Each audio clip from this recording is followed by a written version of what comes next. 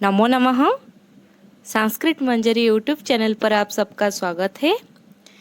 UGC net की परीक्षा बहुत ही नज़दीक है, इसीलिए आज मैं 10 रूपक पढ़ाऊंगी। तो आज 10 रूपक के कुछ प्रमुख बिंदुओं को हम अध्ययन करेंगे और इसमें प्रश्नोत्तर भी है।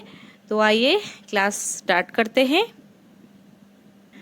तो 10 रूपक में आज जो भी बिंदु हम अध्ययन करेंगे उसे देख लेते हैं। रूपक, कथावस्तु, नृत्य, नृत्य, अर्थ प्रकृति, पंच कार्यावस्था, पंच संधि, अर्थ प्रक्षेपक, वस्तु भेद, आकाश भाषित, ये सब बिंदुओं को हम आज अध्ययन करेंगे। तो आइए शुरू करते हैं। पहला है रूपक भेद। तो रूपक 10 होते हैं। क्या क्या होते हैं देख लेते हैं। नाटक, प्रकरण, भाण, प्रहसन, डिम, वायोग, समवकार, विथि, अंक, इहामृग, ये 10 प्रकार का रूपक होते हैं। उसके बाद देखेंगे कथावस्तु। तो कथावस्तु 2 प्रकार का होता है, आधिकारिक और प्रासंगिक।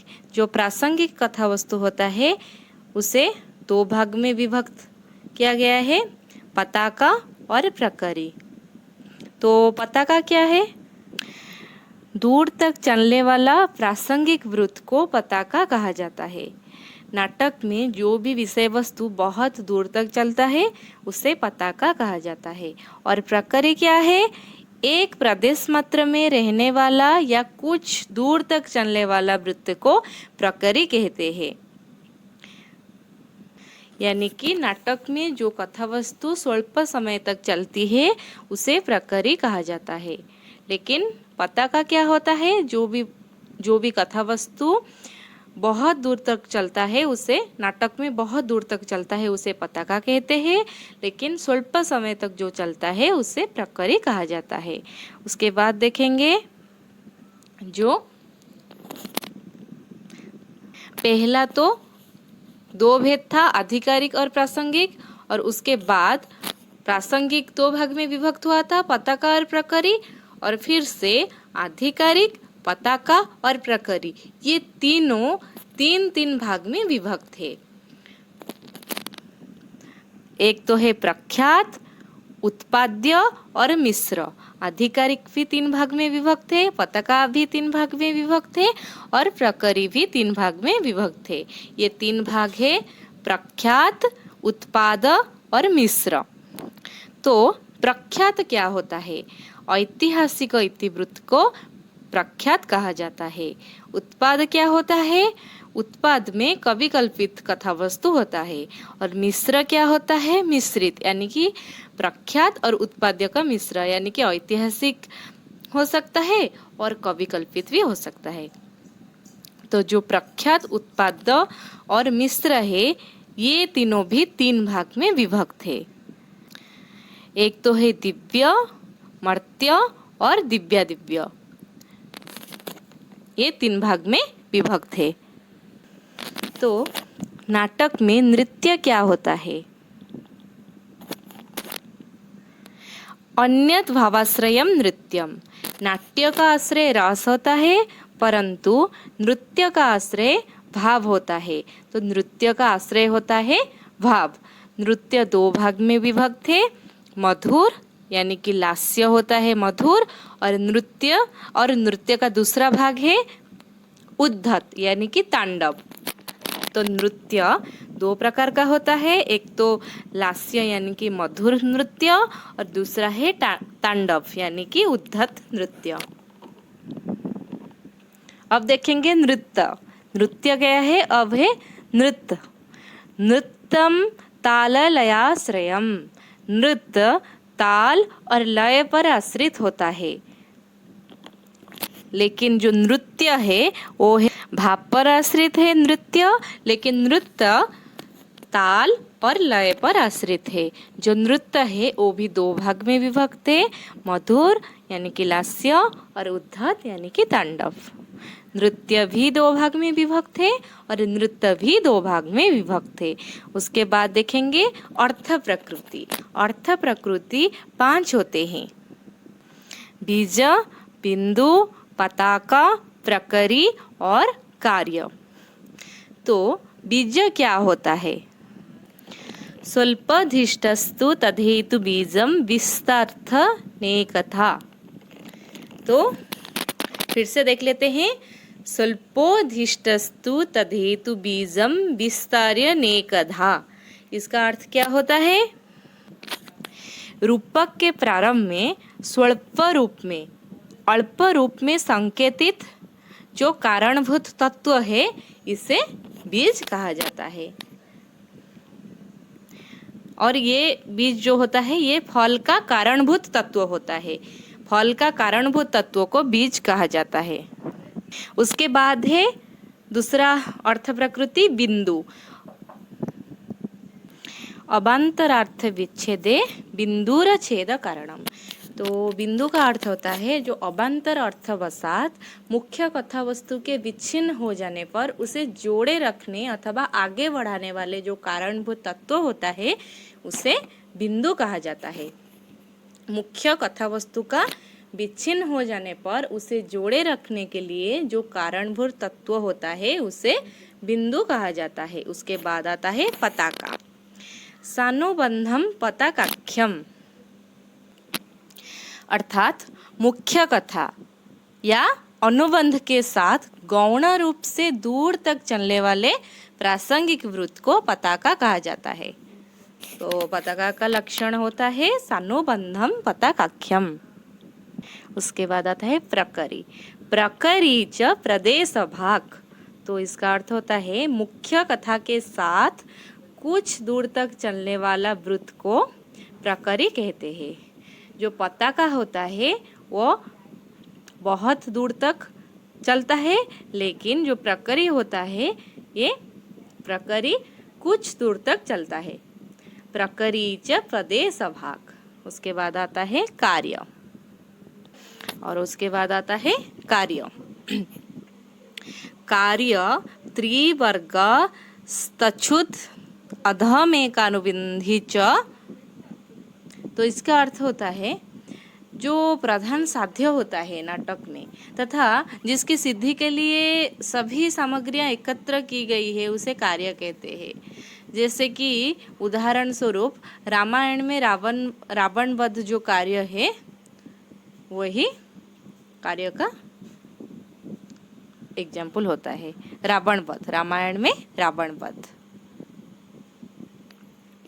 उसके बाद आता है पंच कार्यावस्था। कार्यावस्था 5 होता है। आरंभ, प्रयत्न, प्राप्ताश्य, नियताप्ति और फलागम।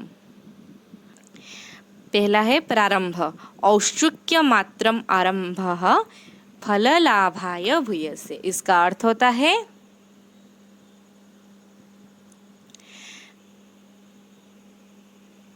महान फललाभ हेतु उत्कट उत्सुकता, आग्रह होना, इसे ही आरंभ कहा गया है। औत्सुक्य मात्रम आरंभः फललाभाय भूयसे। कोई भी फल प्राप्ति के लिए जो हमारे मन में जो उत्सुकता और आग्रह सृष्टि होता है, उसी उत्सुकता और आग्रह को आरंभ कहा जाता है। उसके बाद आता है प्रयत्न। प्रयत्नस्तु तदप्राप्तौ व्यापारो अतित्वरा नित्यः। प्रयत्नस्तु तदप्राप्तौ व्यापारो अतित्वरा नित्यः। तो इसका अर्थ होता है फल प्राप्ति न होने पर फल प्राप्ति हेतु किए गए अत्यंत त्वरायुक्त व्यापार को, कार्य को प्रयत्न कहा जाता है। मन में जो भी कार्य के लिए इच्छा उत्पन्न होता है, आग्रह होता है, उत्सुकता होता है, उसे आरंभ कहते हैं। और उसके बाद प्रयत्न क्या होता है? फल प्राप्ति के लिए जो हम कार्य करते हैं, जो व्यापार करते हैं, उसे प्रयत्न कहा जाता है। के बाद देखेंगे प्राप्ताश। तो प्राप्त्यस्य क्या होता है? उपाय पाय शंकाभ्याम प्राप्त्यस्य प्राप्ति संभवः, अर्थात प्राप्त्यस्य यानी कि जो फल प्राप्ति के लिए जो मन में जो आशा होती है उसे ही प्राप्त्यस्य कहा जाता है। उसके बाद आता है नियताप्ति। तो नियताप्ति क्या होता है? अपाय भावतः प्राप्ति नियताप्ति ही सुनिश्चितः। तो विघ्न भाव के कारण फल के प्राप्ति का सुनिश्चित हो जाना, विघ्न का अभाव के कारण फल की प्राप्ति का सुनिश्चित हो जाना, उसे ही नियताप्ति कहा जाता है। और उसके बाद है फलागम। समग्र फल संपत्ति ही फल योगो यथोदितः, अर्थात समग्र फल की प्राप्ति ही फलागम होता है। फल की प्राप्ति हो जाना उसे ही फलागम कहा जाता है। फिर से देखेंगे, आरंभ क्या है? कोई भी फल प्राप्ति के लिए, कोई भी कार्य के लिए हम जो हमारे मन में जो उत्सुकता उत्पन्न होता है, जो आग्रह उत्पन्न होता है, इसे आरंभ कहा जाता है। प्रयत्न क्या है? उसी कार्यों को करने के लिए, फल प्राप्ति के लिए जो व्यापार जो कार्य करते हैं उसे प्रयत्न कहा जाता है। प्राप्त्यस्य क्या होता है? फल प्राप्ति की जो आशा होता है, आकांक्षा होता है, उसे प्राप्त्यस्य कहा जाता है। नियताप्ति क्या होता है?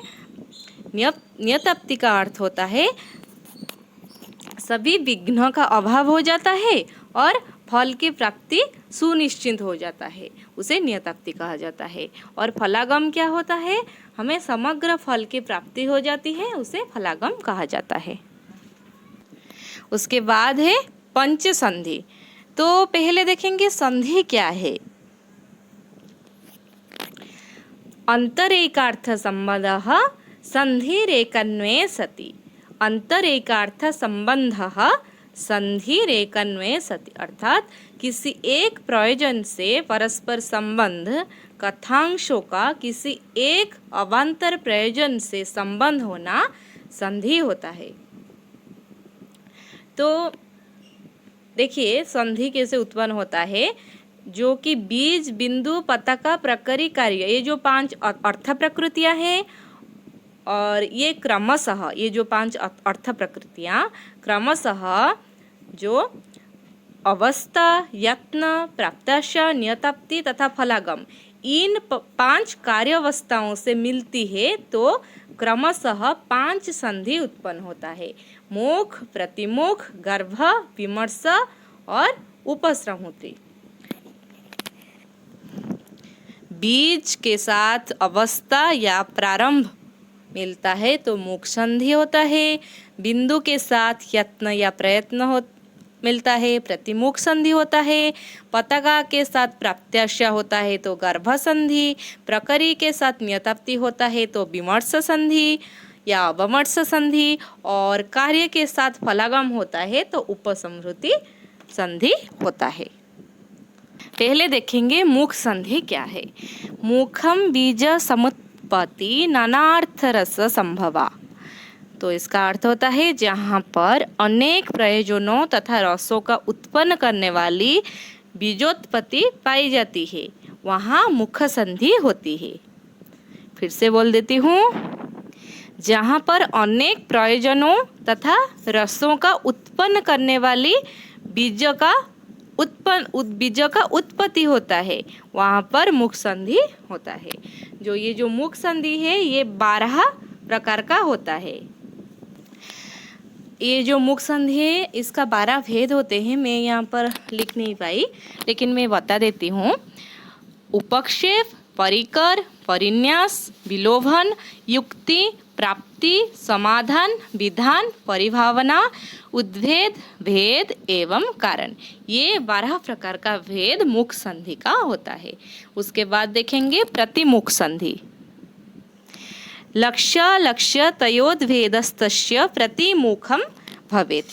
जहाँ पूर्वोक्त बीज का कुछ लक्ष्य रूप में और तथा कुछ अलक्ष्य रूप में उद्भेद होता है, वहाँ प्रतिमुख संधि होता है। मैं फिर से कह देती हूँ, जहाँ पूर्वोक्त बीज, जहाँ बीज का कुछ लक्ष्य रूप में तथा कुछ अलक्ष्य रूप में उद्भेद होता है, वहाँ पर प्रतिमुख संधि होता है। और ये जो प्रतिमुख संधि है इसका त्रयोदश भेद होते हैं। तो मैं बता देती हूँ।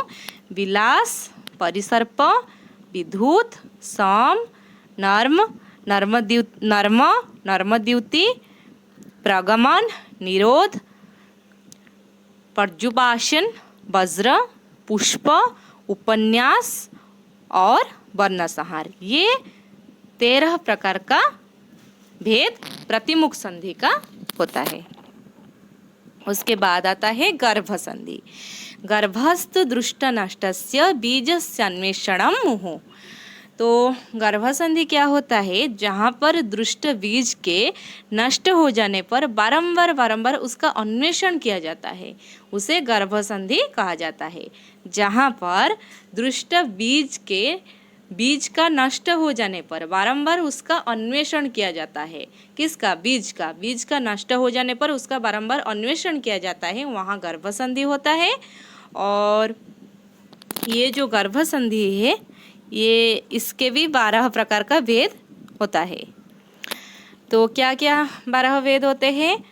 अभूताहरण, मार्ग, रूप, उदाहरण, क्रम, संग्रह, अनुमान, त्रुटक, अधिवल, उद्वेग, संभ्रम और आक्षेप, ये 12 प्रकार का भेद होता है। उसके बाद देखेंगे विमर्श संधि को। क्रोधेनावमृषेद्यत्र व्यसनात्वा विलोभनात् गर्भानिर्भिन्न बीजार्थः सः अवमर्श इति स्मृतः। तो विमर्श का अन्य नाम अवमर्श है। इसका अर्थ होता है जहाँ पर क्रोध, दुख अथवा प्रलोभन वशात फल प्राप्ति के विषय में विमर्श किया जाए तथा जिसमें गर्भ संधि के प्रस्फुटित बीजार्थ का संबंध पाया जाए, वहाँ पर विमर्श संधि होता है। देखो, जहाँ पर क्रोध, दुख अथवा प्रलोभन वशात फल प्राप्ति के विषय में विमर्श किया जाता है, वहाँ पर क्या होता है? विमर्श संधि होता है। तो विमर्श का 13 प्रकार का अंग होता है, 13 प्रकार का भेद होता है। तो इसी 13 प्रकार का अंग को देख लेते हैं। अपवाद, संफेट, विद्रव, द्रव, शक्ति, द्युति, प्रसंग, छलन, व्यवसाय, विरोधन, प्ररोचना, विचलन और आदान, ये 13 प्रकार का अंग होता है विमर्श संधि का।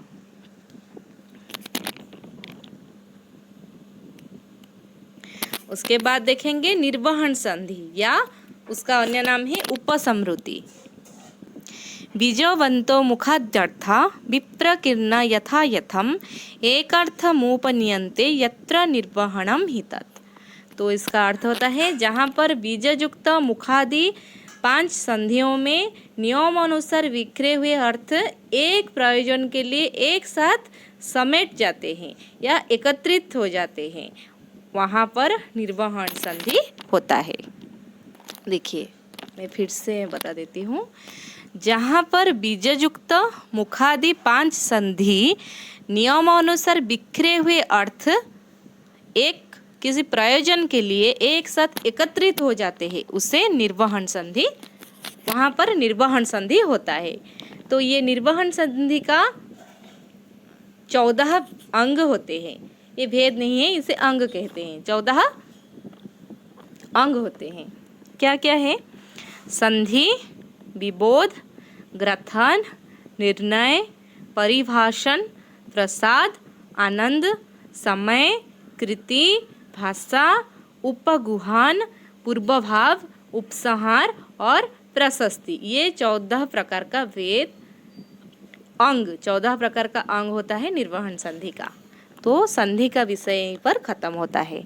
तो आगे देखेंगे 64 संधियों का षड प्रयोजन। जो 64 संधि है, जो 64 संधि के अंग है, 64 संधि के जो अंग हम अभी पढ़े हैं, उसका षड प्रयोजन है, 6 प्रयोजन है। 64 कैसे हुआ? मुख का 12 भेद, प्रतिमुख का 13 भेद, गर्भ का 12 भेद, विमर्श का 13 भेद, निर्वहन का 14 भेद, ये सब कुल मिलाकर होता है 64 अंग। तो ये जो 64 अंग है, 5 संधि का जो ये 64 अंग है, इन्हीं अंगों का 6 प्रयोजन है। 6 प्रकार का प्रयोजन होता है। तो क्या क्या प्रयोजन है?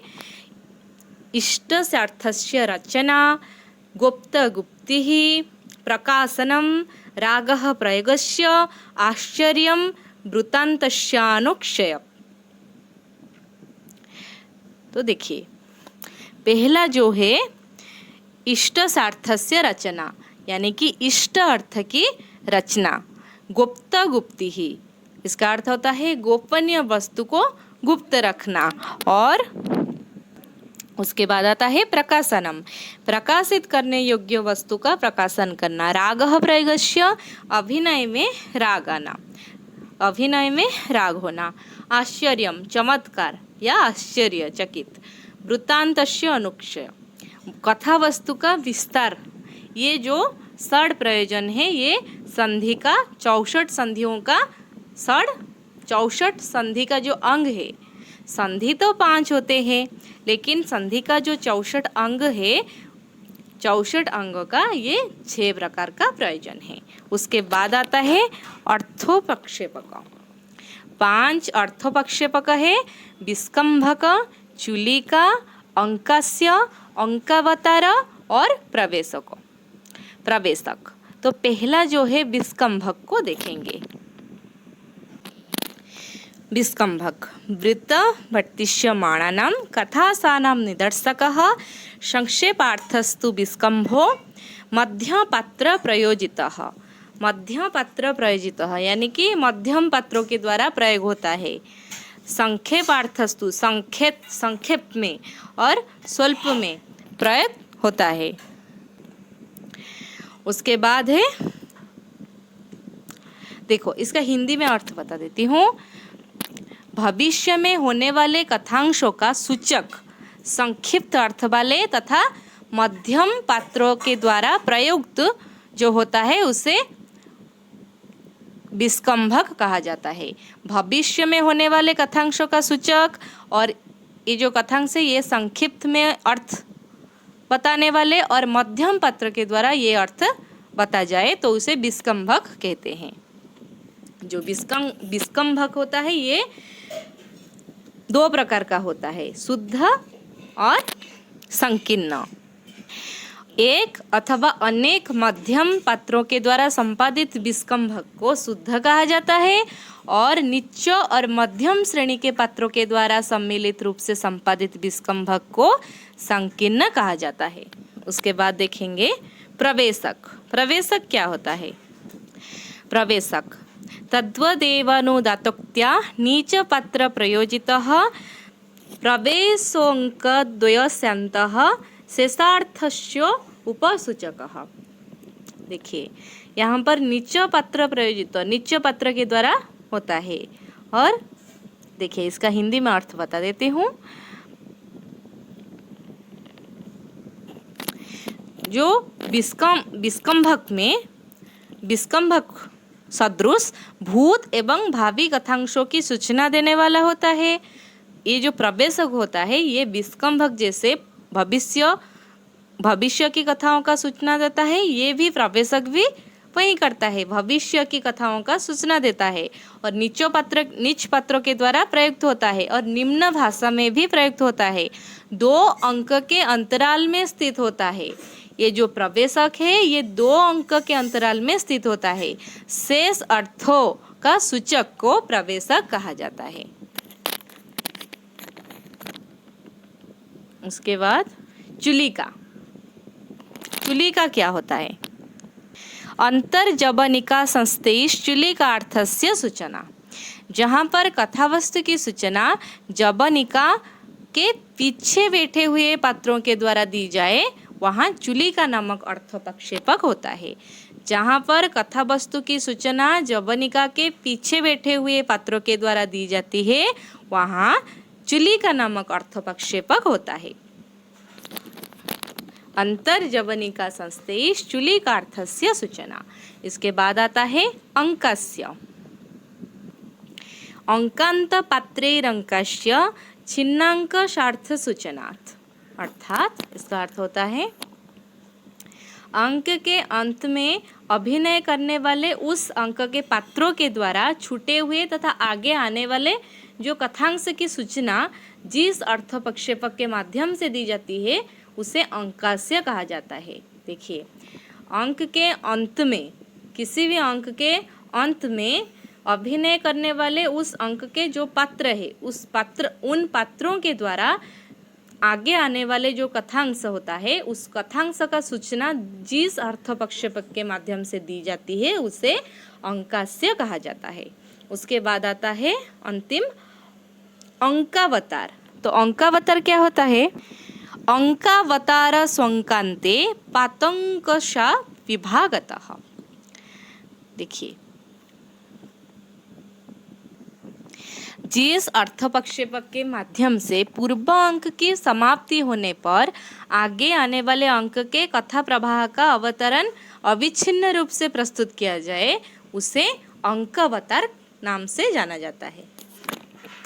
जिस अर्थ प्रक्षेपक के माध्यम से पूर्व अंक के समाप्ति होने पर आगे आने वाले जो अंक है उसे उस अंक का जो कथा प्रवाह है उस कथा प्रवाह का अविच्छिन्न रूप से प्रस्तुत किया जाता है उसे ही अंकावतार कहा जाता है। तो 5 अर्थ प्रक्षेपक समाप्त हुआ। उसके बाद देखेंगे, अब हम वस्तु भेद देखेंगे। तो जो कथा वस्तु होता है वो कितने प्रकार का होता है? कैसे? 3 प्रकार का होता है, सर्वश्राव्य, नियतश्राव्य और अश्राव्य। देखिए, सर्वश्राव्य क्या होता है? सर्वम श्राव्यम प्रकाशम स्यात्। अर्थात जो बातें सबको सुनाकर या सबको सुनाने के लिए कही जाते हैं उसे प्रकाश कहा जाता है। जो कथा वस्तु सबके लिए होता है, सबको सुनने के लिए कही जाती है उसे सर्वश्राव्य या प्रकाश कहा जाता है। उसके बाद आता है नियतश्राव्य। नियतश्राव्य क्या होता है? देखो, कुछ नियत यानी कि कुछ परिमित लोगों को सुनने योग्य कथन को नियत श्राव्य कहते हैं। ये नियत श्राव्य सब लोग नहीं सुन सकते हैं, कुछ ही लोग सुन सकते हैं। कुछ परिमित, कुछ नियत लोगों के लिए होता है, उसे नियत श्राव्य कहा जाता है। जो नियत श्राव्य है ये 2 प्रकार का होता है, जनांतिक और अपवारित। जनांतिक और अपवारित। देखिए, जनांतिक क्या होता है? अभिनय के दौरान रंगमंच पर जो बात जिससे छिपानी है उसकी तरफ त्रिपताक हाथ अर्थात 3 अंगूठी को ऊपर करके, अनामिका अंगूठी को नीचे करके 3 अंगूठी को ऊपर करके जो दिखाया जाता है, दूसरे व्यक्ति के कान में सटकर जो बात कही जाती है उससे ही जनांतिक कहा जाता है। तो अपवारित क्या होता है? अपवारित क्या होता है? अभिनय के दौरान रंगमंच पर जो बात किसी पात्र से विशेष रूप से छिपाकर कुछ अन्य पात्रों से कही जाती है उसे अपवारित कहा जाता है।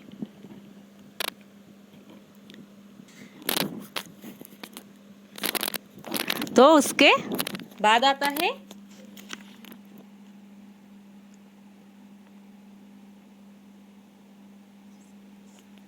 ये हमारा सर्वश्राव्य और नियत श्राव्य हो चुका है। अब हम देखेंगे अश्राव्य। अश्राव्यम स्वगतम मतम।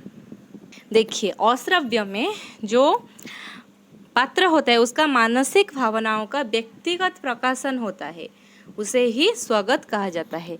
यानी कि कभी कभी रंगमंच का पात्र अन्य पात्रों के द्वारा न सुनने योग्य अश्राव्य अपने मन की गुप्त बातों को प्रकाश में लाने के लिए अन्य पात्रों की ओर से मुंह फेरकर इस तरह से बातें करता है मानो रंगमंचस्थ कोई पात्र सुन नहीं रहा है, उसे ही स्वगत कहा जाता है और यही अश्राव्य होता है। उसके बाद देखेंगे आकाशभाषित। आकाशभाषित क्या होता है? आकाशभाषित क्या होता है? कोई भी अभिनेता किसी दूसरे पात्र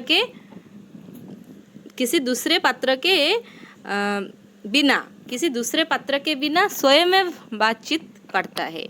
वह आकाश की और दृष्टि उठाकर जैसे क्या कहते हो इस प्रकार का कहता है, बिना किसी दूसरे पात्र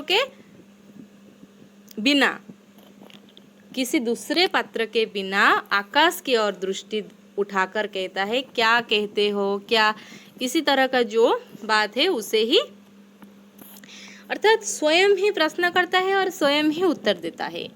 इसी प्रकार का जो संभाषण होता है नाटक में उसे आकाशभाषित कहा जाता है। तो अब कुछ प्रश्न देखेंगे 10 रूपक के, जो कि परीक्षा उपयोगी कुछ प्रश्न है, उसे देखेंगे। 10 रूपकस्य रचयिता को अस्ति? जो 10 रूपक है, 10 रूपक ग्रंथ का रचयिता कौन है?